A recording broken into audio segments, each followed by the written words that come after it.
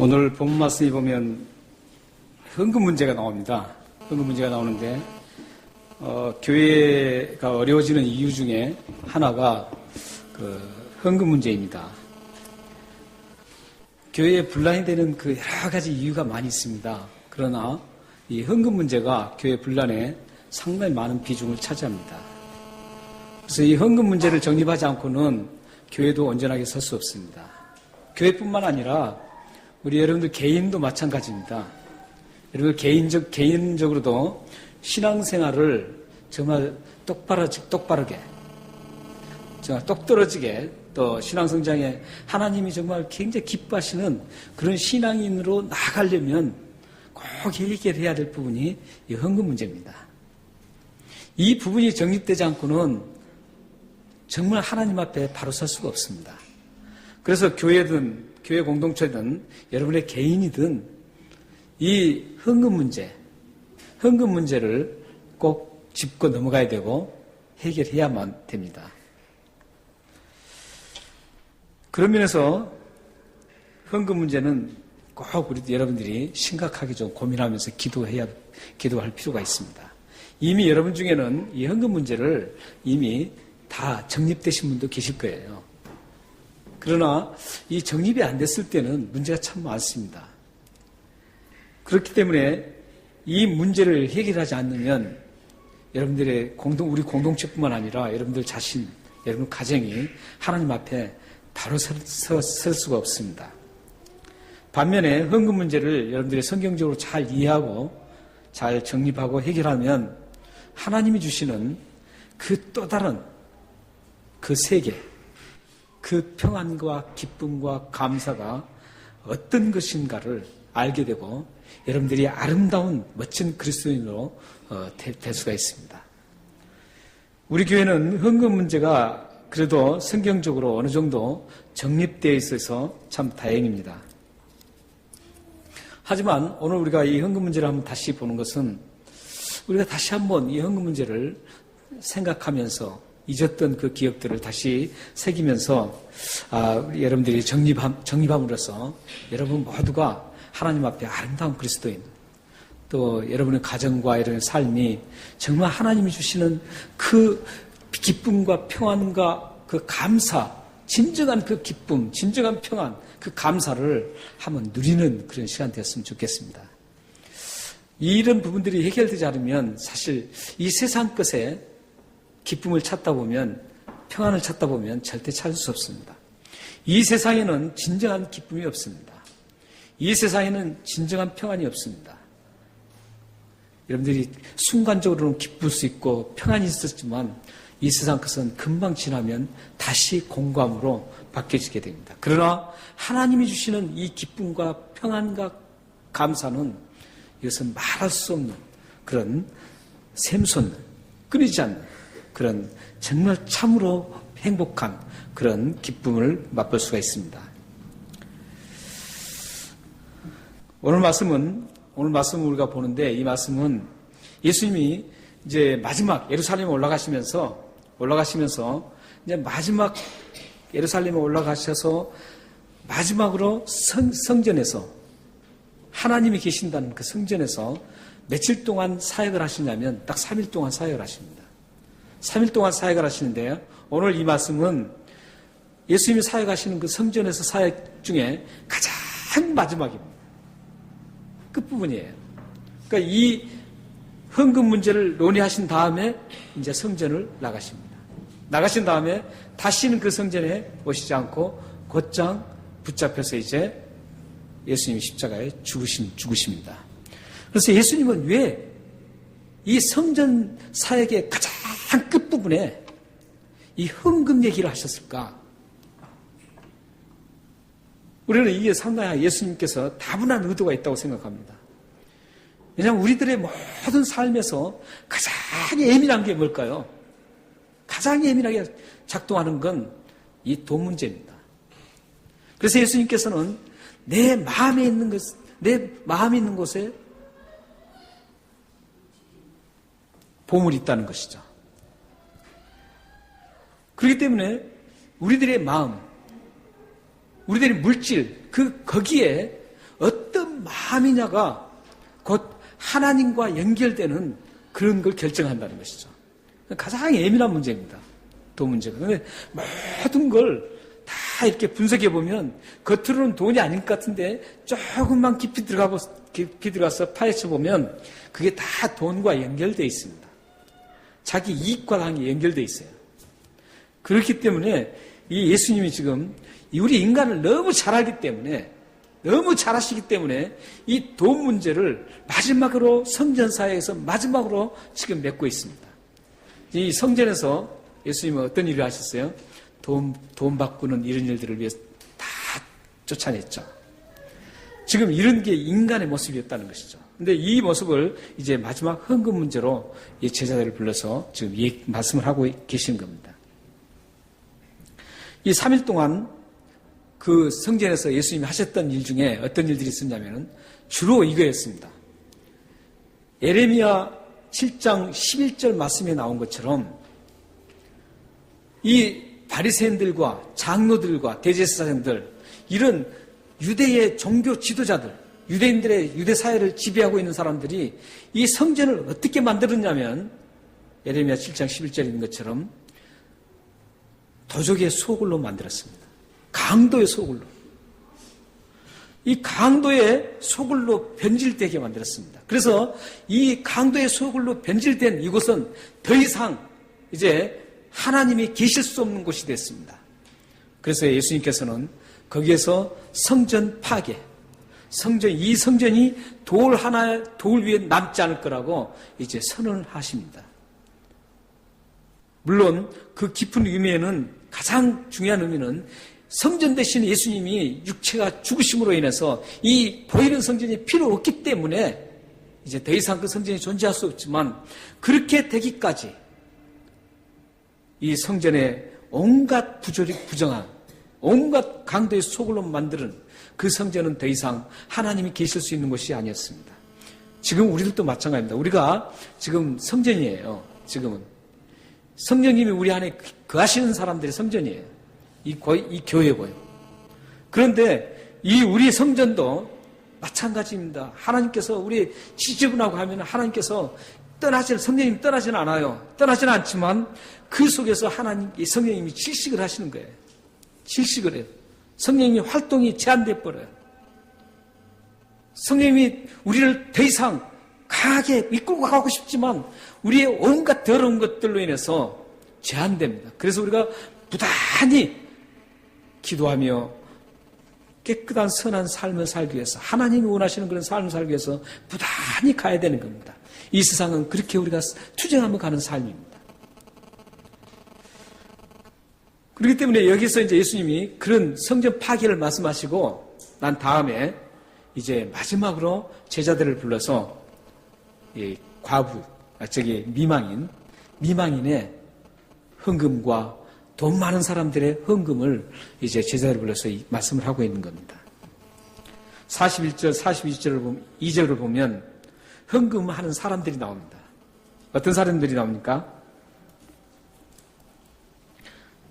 여러 부자들이 나오고 또 미망인이 나옵니다. 가난한, 남편을 잃은 가난한 미망인이 등장하고 있습니다. 이 두 부류가 똑같이 여러 부자들이 돈을 넣고 들어갑니다. 헌금을 넣고 성전 안으로 들어갑니다. 그리고 가난한 남편을 잃은 그 미망인도 헌금함에 넣고 들어갑니다. 지금 그 모습을 예수님이 지금 유심히 보고 계십니다.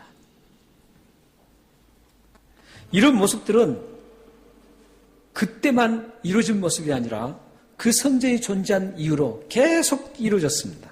성전에는 13개의 헌금함이 있었습니다.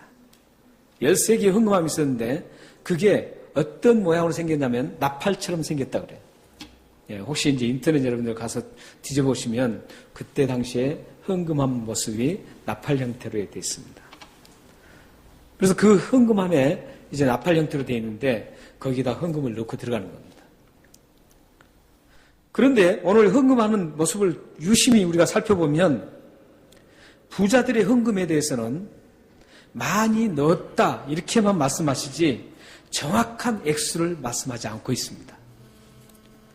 그런데 이 남편을 잃은 가난한 미망인에게는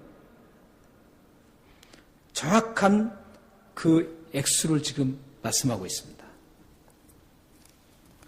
가난한 미망인이 넣은 헌금 액수가 얼마입니까?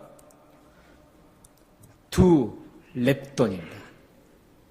그리고 그 뒤에는 곧 한 고드란트 이렇게 넣었다 그러죠. 당시 화폐에는 지폐가 없었죠. 지폐가 없이 다 금으로 만들든지 동으로 만들든지 은으로 만든 그 화폐를 사용했습니다. 화폐를 사용했는데 이 렙돈이라는 그 돈은 그리스 사람들, 그리스하고 유대 사람들이 사용했던 돈이었습니다. 그리고 이 고드란트라는 돈은 이 로마에서 사용되는 화폐입니다. 그래서 지금 똑같은 가치인데 다 이해시키기 위해서 지금 이 두 개를 같이 사용하는 겁니다. 지금 그러니까 2렙돈이나 한 고드란트나 똑같은 가치가 있습니다. 지금으로 말하면 약 2불 정도 된다 그래요. 2불. 2불 정도의 되는 돈을 이제 호주 달러로 환산하면 그렇게 된다 그래요. 그래서 지금 이 저자 마가는 한쪽 부류만 이해시키는 게 아니라 로마 이방인들도 이 헌금 문제를 이해시키려고 하고 있고 유대인들과 그리스도인들 이 모든 사람들이 이 헌금 문제를 이해를 해야 된다는 그런 입장에서 지금 이 두렙돈만 사용할 수도 있고 고드란트만 사용할 수도 있고 그러는데 이 두 가지 모든 동전을 사용하고 있습니다. 그러므로 이 헌금 문제는 어느 한 부류만 알아야 되는 게 아니라는 것이죠. 모두가 이 헌금 문제는 하나님 앞에 해결돼야 할 그런 문제라는 겁니다. 제가 항상 헌금 문제 하면 좀 심각해지죠. 심각하게 들 필요 없습니다. 우리 하나님 성경적으로만 우리가 하면 전혀 부담이 없어요. 이렇게 작은 2불 정도 되는 우리나라 돈은 200억 원 정도 되는 2불 정도 되는 이 작은 동전을 들인 가난한 미망인의 이 돈 액수는 정확하게 지금 언급을 하고 있습니다. 예수님이 이 부자의 돈을 많이 넣었다 그랬거든요. 오늘 한번 보세요. 많이 넣었다 그랬어요. 여기 보면 모든 사람보다 많이 넣었다. 이렇게 해가지고 저기 부자가 여기 41절 보면은 여러 부자는 많이 넣었는데 이렇게 하고 있습니다. 지금 많이 넣었어요. 그 액수를 예수님이 모를까요? 예수님이 지금 액수를 몰라서 이걸 지금 기록하지 않았을까요? 그렇지 않습니다. 예수님은 정확하게 알고 있으시죠. 그럼 예수님은 왜 이 부자들이 바친 그 많은 돈 헌금은 액수를 기록하지 않았을까요? 부자에 대한 선입견 때문에 그랬을까요? 아니에요. 이 부자가 부자다운 액수를 바치지 않았기 때문에 기록하지 않았을까요? 그것도 아닙니다. 41절 말씀처럼 돈이 너무 많이 헌금해서 셀 수가 없어서 기록하지 않았을까요? 그것도 아닙니다. 예수님의 그들의 액수를 기록하지 않고 말씀하지 않는 그 이유는 그들이 드린 그 돈이 하나님 보시기에 가치가 없기 때문에 그렇습니다. 한마디로 말하면 바르지 못한 신앙과 마음으로 그 헌금을 드렸기 때문입니다. 그것은 액수를 셀 필요가 없다라고 생각합니다. 호세아 6장 6절과 고린도전서 9장 7절 말씀을 비춰보면 그들의 헌금 바치는 신앙과 마음이 어떻게 잘못되었는지를 알 수 있습니다. 우리 한번 읽겠습니다. 호세아서. 다 같이 한번 읽겠습니다. 시작. 나는 인애를 원하고 제사를 원하지 아니하며 번제보다 하나님을 아는 것을 원하노라. 예, 고린도후서 9장 7절 말씀을 보면 하나님은 뭘 원한다 그럽니까? 고린도후서 6장 7절 해주세요.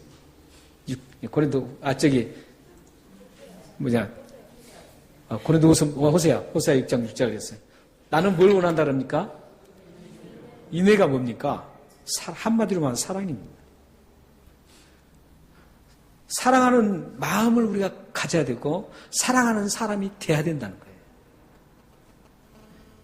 하나님은 이 제사나 제물을 그거보다도 우리가 사랑의 사람이 되는 것을 원합니다.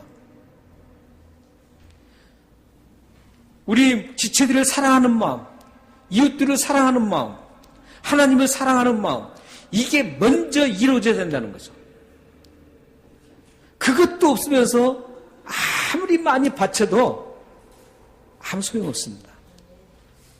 천만 불, 억만 불을 바쳐도 하나님은 사랑이 없는 그 마음은 받지 않습니다.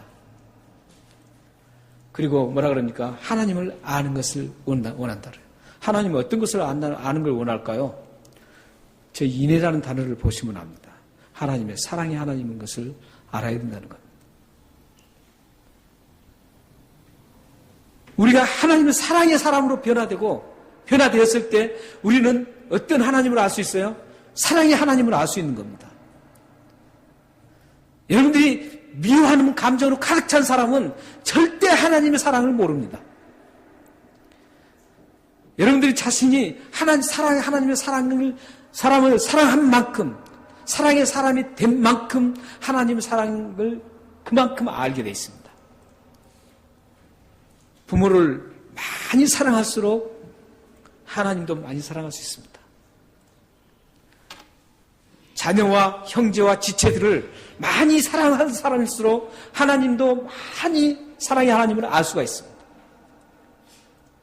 여러분들이 하나님의 사랑을 알아야 합니다. 그러기 위해서는 여러분 자신이 하나님의 사랑의 사람이 되어야 됩니다. 사랑의 사람이 되지 않고는 하나님의 사랑을 알 수 없습니다. 그것은 하나님을 알 수 없다는 겁니다. 성경을 요약하고 딱 하나로 엑기스로 내면 뭡니까? 하나님은 사랑이시라. 하나님은 여러 가지 속성이 있어요. 많이 있습니다. 그러나 그 사랑에 모든 것이 다 들어있어요. 그렇기 때문에 하나님은 사랑이시라. 이렇게 말씀하는 겁니다. 하나님은 사랑의 하나님이십니다. 먼저 여러분들이 하나님의 사랑의 사람이 되고 그래야 하나님을 알 수 있습니다. 그때 제물을 받고 제사를 하나님 받으십니다. 그렇지 않고는 하나님은 여러분들이 아무리 많이 드려도 받지 않습니다. 또 볼까요? 고린도후서 9장 7절이요. 우리 각자 한번 읽어볼까요? 시작. 각각 그 마음에 정한 대로 할 것이요 인색함으로나 억지로 하지 말지니 하나님은 즐겨내는 자를 사랑하시느니라. 지금 이 부자들의 문제가 이겁니다. 지금 부자들은 자기가 벌었던 것, 자기가 가진 것, 자기가 얻은 것은 자기 노력의 대가라고 생각합니다. 물론 그게 틀린 말은 아닙니다. 그렇기 때문에 결론은 뭐냐면은 이건 내 거라는 거예요. 하나님을 인정하지 않습니다. 이들은 모든 게 다 내 거예요. 내 거에서 일부를 떼어서 주는 거예요. 헌금을. 내 건데 거기에서 일부를 하나님 앞에 내가 기분 좋게 한번 주겠다 이겁니다. 지금 이 부자들의 마음 상태가 이거예요. 지금. 그렇기 때문에 그들은 인색할 수밖에 없죠. 억지로 할 수밖에 없어요. 자기를 드러낼 수밖에 없는 거예요. 헌금은 자원하는 마음으로 즐겁게 내야 됩니다. 혹시 여러분들이 다음에 헌금하실 때 이거 낼까 말까 하면 내지 마세요. 하나님 그거 받지 않습니다. 이거 내가 내는데 아깝다. 그건 내지 마세요. 하나님 받지 않는 건 뭘 안 돼요? 내시면 안 돼요. 여러분들이 정말 딱 정했으면, 내가 얼마를 하나님 앞에 드려야 되겠다 정했으면 그 마음을 움직이지 않도록 기쁘게 낼 수 있도록 하나님 앞에 기도하셔야 돼요. 그리고 그 기쁨이 딱 채워졌을 때 아무렇게 하나님 앞에 감사가 일어났을 때 그걸 내세요. 지금 이 미망인과 부자의 차이입니다, 이게. 하나님의 예수님은 지금 많고 적고가 문제 아니에요, 지금. 한번 생각해 보십시오. 얼마나 차이가 많이 납니까? 부자들은 성전에서 가난한 미망인처럼 순수하게 바치는 헌금을 갈취하고 살았던 사람들이었습니다. 성전에서 버텨서. 그래서 그들은 부자가 됐어요. 그런데도 불구하고 그들은 그게 정상적으로 갈취 번 돈이 아니기 때문에 정상적인 생각을 할 수가 없습니다. 여러분들이 사업을 하시고 뭘 하실 때 사실 정상적으로 하셔야 돼요. 좀 손해가 되더라도. 우리가 그리스도인들은 그렇게 살아야 됩니다. 그래야만 정상적인 생각이 할 수 있어요. 하나님 앞에 바르게 드릴 수 있는 생각이 떠오르고 그런 감정이 일어나게 돼 있습니다. 불의하게 돈 버는 것은요, 하나님 앞에 감사가 일어나기가 힘듭니다. 그렇잖아요? 예를 들어서 사기를 남을 아프게 해서 돈을 벌었어요. 돈을 받았어요. 그럼 그 돈 가지고 하나님 감사합니다. 이건 양심불량이죠. 그 사람은 양심이 없는 사람이죠. 정상적인 그리스도인은 그럴 수가 없어요. 정상적인 그리스도인은 정상적으로 내가 힘들어서 벌면 거기에 대해서 하나님 앞에 감사할 수 있는 것이지. 불의하게 돈 버는 거 가지고 하나님 앞에 감사하다. 이 말 나온다 자체가 이건 그리스도인으로서 있을 수 없는 얘기입니다. 그럴 때 여러분들이 하는 모든 일들이 좀 더디고 힘들고 어려워도 하나님 백성답게 벌여야 돼요. 그래야만 진정한 하나님 앞에 진정한 하나님 감사를 할 수 있는 거예요. 하나님 앞에 제대로 하나님이 받을 수 있는 그런 헌금을 할 수 있는 겁니다. 여러분들이 기도 많이 하셔야 돼요. 이 세상 얼마나 힘듭니까? 저희 알아요. 여러분들이 얼마나 돈 벌기가 힘들다는 거 알아요. 왜냐하면 이 세상 구조가 그렇게 돼 있어요. 우리 그리스도인들이 양심적으로 살아간다는 게 힘든 걸 압니다. 그러나 거기서 우리는 포기하면 안 됩니다. 지금 많은 사람들이 포기했기 때문에 우리 한국교회가 욕먹는 거예요. 포기하지 않고 끝까지 그 좁은 길을 가야 합니다. 협착한 길을 가야 합니다. 그래야만 우리 그리스도인들이 인정받게 되고 하나님의 이름에 모욕을 주지 않습니다. 우리는 이 두 부류의 사람들, 43절에 보면은 이 두 부류의 사람들에 대한 헌금에 대한 평가를 제자들을 불러놓고 예수님이 하십니다. 43절 한번 보십시오.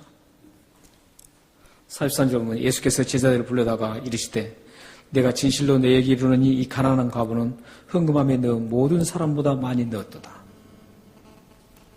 이게 말이나 됩니까 이게? 도저히 말이 되지 않는 거죠. 예를 들어서 1000불을 하신 헌금을 하신 분과 이제 2불을 하신 헌금을 하신 분과 이게 누가 더 많이 했습니까? 1000불이 더 많잖아요. 1000불이 훨씬 많죠. 비교할 수가 없죠. 그런데 예수님은 가난한 이 미망인이 했던 그 2불이 지금 그 많은 부자들이 엄청난 헌금을 했지만 그보다 더 많이 했다라고 말씀합니다. 이게 세상 나라의 숫자 기준과 하나님 나라의 숫자 기준이 방법이 다르다는 겁니다. 세상은 많이 한 사람이 어떻게 해든 많이 한 사람이 그 사람이 우승자가 돼요. 추앙을 받아요. 그리고 많이 한 사람이 박수를 받게 되어 있습니다. 세상 논리에 그게. 이런 논리가 교회에서 이루어지면 안 됩니다. 예수님은 지금 분명히 이것을 지금 짚고 넘어가고 있어요. 세상은 지금 많이 한 사람과 적게 한 사람이 비교가 돼서 작은 사람은 숨도 못 쉬게 되어 있습니다. 많이 한 사람이 추앙받고 그러나 우리 하나님 나라의 법칙은 다릅니다. 하나님 나라의 법칙은 많고 적고가 그 기준이 아닙니다. 어떻게 하나님 앞에 드렸느냐?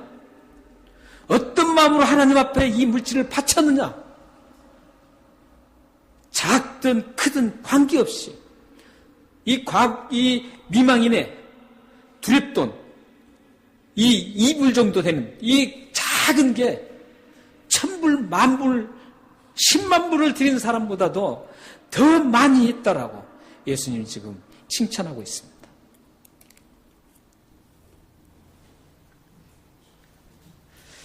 예수님은 그리고 나서 44절에서 세상 나라의 숫자 계산과 하나님 나라의 숫자 계산 방법을 지금 가르쳐주고 있습니다.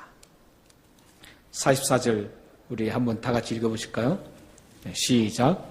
그들은 다 풍족한 중에서 넣었거니와 이 가부는 그 가난한 중에서 자기 모든 소유 곧 생활비 전부를 넣었느니라 하시니라. 잘못하면 이 말씀을 오해할 수가 있습니다. 부자처럼 재산을 모두 드리지 않으면 안 되고 이 가난한 비망인처럼 생활비 전부를 드려야 된다. 이렇게 단순하게 숫자 노름으로 생각하면 이 말씀이 안 됩니다. 오해를 하면 안 됩니다. 이 미망인처럼 전 재산을 자기가 쓸 모든 것들을 탈탈 털어서 다 주님 앞에 드리면 이게 예수님이 칭찬하신다. 이런 논리가 아니에요. 이 말씀은 많고 적음의 문제가 아니라 모두를 드리고 일부만 드리는 문제가 아니라 디모데전서 6장 7절 말씀처럼 우리가 가진 모든 것을 하나님이 주셨다고 인정하느냐, 인정하지 않느냐 그 문제예요. 자신이 가진 걸 하나님이 주신 거라고 인정하느냐 아니면 내 거라고 인정하느냐 이 두 가지예요. 그 문제입니다. 지금 그 인식 속에 헌금 드리는 자세가 달라지게 되어 있습니다. 이 모든 게 다 하나님이 주셨다라고 인정하고 인식하면 하나님 앞에 드릴 때 자연스럽게 조금 드리든 많이 드리든 자연스럽게 감사하게 드릴 수가 있습니다. 그러나 이것은 내 거야. 내가 노력해서 얻은 거야. 그렇기 때문에 내 거라고 생각하면 그 드릴 때 감사가 있을 수가 없습니다. 지금 44절은 그 말씀이에요. 그런 말씀이에요. 우리 디모데후서 6장 7절 한번 읽어볼까요? 안 했나요? 예, 6장 7절 제가 읽어드리겠습니다. 예, 제가 안 써드린 것 같아요. 우리가 모든 것을 하나님이 주셨다고 인정하는 것인데 거기 보면은 우리 한번 찾아서 한번 읽어볼까요? 예, 6장 7절입니다.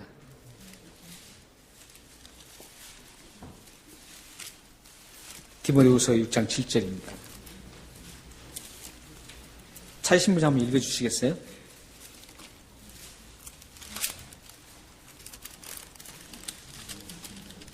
디모데 전서 6장 7절입니다. 대전서. 디모데 전서 6장 7절입니다.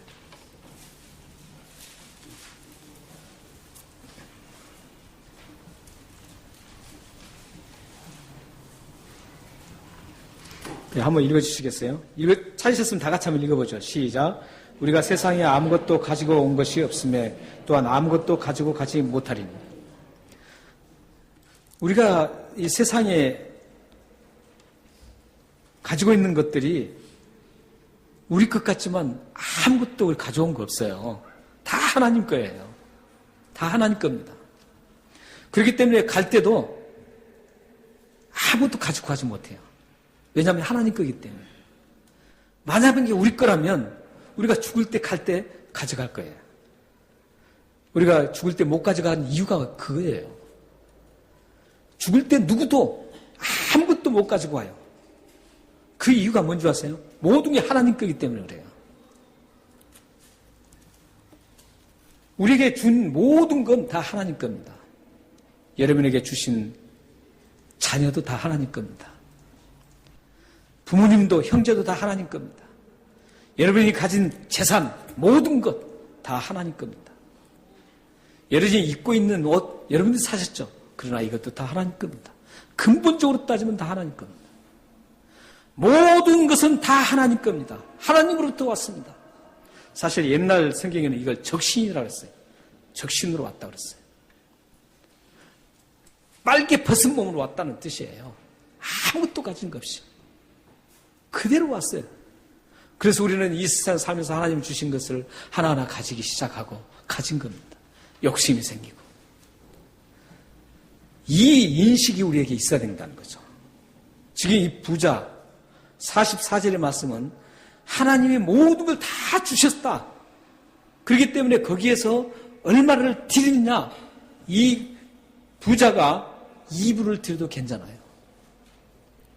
뭐만 가지면요, 이 모든 게 다 하나님이 주셨다라는 그 생각과 인식을 가지고 2불도 정말 드리면, 감사함으로 드리면 예수님이 그걸 칭찬하셨을 겁니다. 그러나 그들은 그렇지 않았어요. 다 내 거라고 생각했어요. 우리는 자연스럽게 그렇게 생각할 수가 있죠. 살다 보면 바로 내 거 다 내 것 같잖아요. 다 내 것 같아요. 그렇기 때문에 자연스럽게 감사보다는 내가 더 우쭐해질 수가 있습니다. 우리는 가진 거 없습니다. 다 하나님 거예요. 하나님 거기 때문에 하나님 걸 인정하고 드리면 감사가 되는 겁니다. 지금 이 가난한 미망인은 그렇게 드려서 지금 칭찬받는 겁니다. 생활부 전부, 생활부 일부, 이게 문제가 아니라는 거예요. 이게 문제가 아니라 이 가난한 미망인은 자기의 생활비를 생각해보니 다 하나님 주신 거예요. 다 하나님 주셔서 이거 하나님 주셨네. 이거 나 다 하나님 앞에 드리고 싶었던 거예요. 그래서 그 모든 몽땅 하나님 앞에 드렸던 거예요. 그래서 칭찬받은 거예요. 만약에 그 가난한 미망인이 그 생각 없이 이거 드리기 좀 아까운데 그래도 내가 복 받으려고 하나님 앞에 좀 복 좀 받자. 이거 바치면 더블로 하나님 주시겠지. 이 생활비 전부 바치면 하나님은 분명히 아시니까 더블로 내가 주시겠지. 그 생각으로 바쳤다면 그걸 다 바쳤어도 예수님은 절대 칭찬 안 했습니다. 여러분들의 헌금 생활이 이런 모습으로 돌아가야 합니다. 오늘도 여러분들은 하나님 앞에 물질을 드리시잖아요. 물질을 안 드렸어도 마음을 드렸어요. 여러분들이 드린 그 모든 것들이 어떻게 드려져야 된다고요? 이거 하나님 거다. 인정을 하셔야 돼요. 내 거라 인정은 내 건데 내가 떼어서 준다는 그런 거 생각하지 마세요. 다 하나님 건데 나에게 이렇게 주신 하나님 감사해서 하나님 이 물질을 드립니다. 이렇게 바쳐야 됩니다. 앞으로 여러분들이 꼭 그렇게 물질을 바쳤으면 좋겠습니다. 여러분들이 그렇게 물질을 바치게 되면 어떤 일이 일어나는 줄 아십니까? 시편 34편 9절을 띄워주시기 바랍니다. 다 같이 한번 읽겠습니다. 시작. 너희 성도들아 여호와를 경외하라. 그를 경외하는 자들에게 부족함이 없도다. 여러분들이 정말 그런 여호와를 경외하는 게 뭐예요? 내가 말로 여호와 찬양하고 막 울고 이게 경외인가요? 아니에요. 착각을 많이 해요. 요즘 젊은이들은. 이 젊은 세대 지금 큰 문제예요. 바른 하나님의 사고방식을 가지지 못하고 있어요. 지금. 젊은 우리 아이들이. 왜냐하면 그렇게 막 몰아가니까 교회가 울고 떠올리고 막 흥분하고 이거 여기다 초점을 맞춰주니까 이 젊은 애들이 큰일이에요. 지금 이 세대 가면요 교회 완전히 무너집니다. 그래서 정말 우리가 경외하는 게 뭐예요? 막 찬양하고 울고 이게 경외인가? 아니에요. 경외하는 건 뭐예요? 하나님을 인정하는 거예요. 모든 내 생활 가운데 하나님이 살아계시고 인정하는 게 경외예요. 그렇게 살아가는 거예요. 그렇게 살아가면 어떻게 한다고요? 경외하는 자에게는 뭐가 어떻게 한다 그랬습니까? 부족함이 없다는 것이죠. 시편 23편 오늘 제가 이제 여기 처음에 교독 묵상 말씀도 그냥 정한 게 아닙니다. 시편 23편에 보면 여호와는 나의 목자시니 내게 부족함이 없으리로다. 경외하는 여러분들, 헌금 드릴 때도 그렇고 여러분 삶의 모든 부분이 하나님 앞에 이렇게 경외하며 살아갑니다. 인정하고 살아가시면 하나님은 여러분들을 책임져 주십니다. 부족함이 없게 만들어 주십니다. 믿으시나요? 여러분의 삶에 여러분의 가정과 여러분의 자녀와 여러분의 모든 기업들이 이렇게 하나님을 인정해서 생애가 빛나고 하나님께 아름답게 드려져서 부족함이 없는 능력 있는 풍요로운 삶이 되기를 주님의 이름으로 축원합니다. 기도하겠습니다.